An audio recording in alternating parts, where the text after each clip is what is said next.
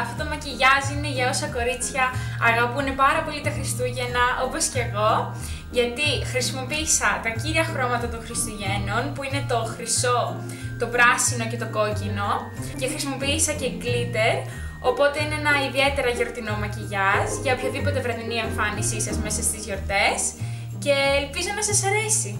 Παίρνω ένα paint pot από τη MAC που είναι το Ribbonesque και το πατάω στην εσωτερική γωνία του βλεφάρου μου μέχρι τη μέση. Παίρνω τη σκιά Embark από τη MAC που είναι μια σκούρη καφέ σκιά και κάνω μια γωνία στο εξωτερικό κομμάτι του βλεφάρου μου. Προσθέτω κι άλλο χρώμα ανακατεύοντάς το κάθε φορά προς τα έξω στη γωνία αλλά και προς τα μέσα στην κόγχη μου. Παίρνω τη σκιά Texture και τη σβήνω πάνω από το άλλο χρώμα στην κόγχη μου. Με ένα πιο μικρό πινέλο παίρνω πάλι τη σκιά Embark και κάνω πιο καθορισμένη τη γραμμή στην κόγχη μου.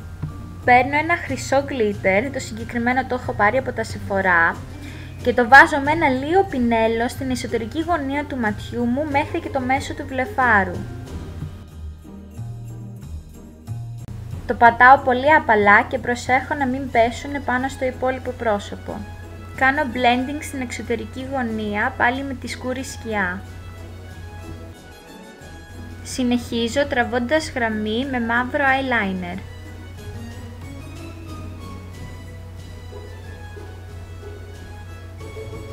Έκανα τη βάση μου και γέμισα και τα φρύδια μου και έχω ένα βίντεο γι' αυτό και θα σας αφήσω το link από κάτω στην περιγραφή. Για το επόμενο βήμα, αν θέλετε, μπορείτε να χρησιμοποιήσετε οποιαδήποτε πράσινη σκιά ή πράσινο μολύβι. Εγώ όμως θα χρησιμοποιήσω αυτό από τα Sephora που είναι ένα κρεμώδης χοντρό μολύβι και θα το σβήσω στο κάτω μου βλέφαρο προς τα μέσα αλλά και προς τα κάτω για να γίνει κάπως smoky το αποτέλεσμα.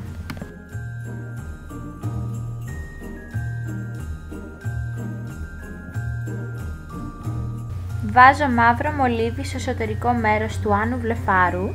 Παίρνω τη σκιά βανίλα και τη βάζω σαν highlight κάτω από το φρύδι μου. Βάζω μάσκαρα.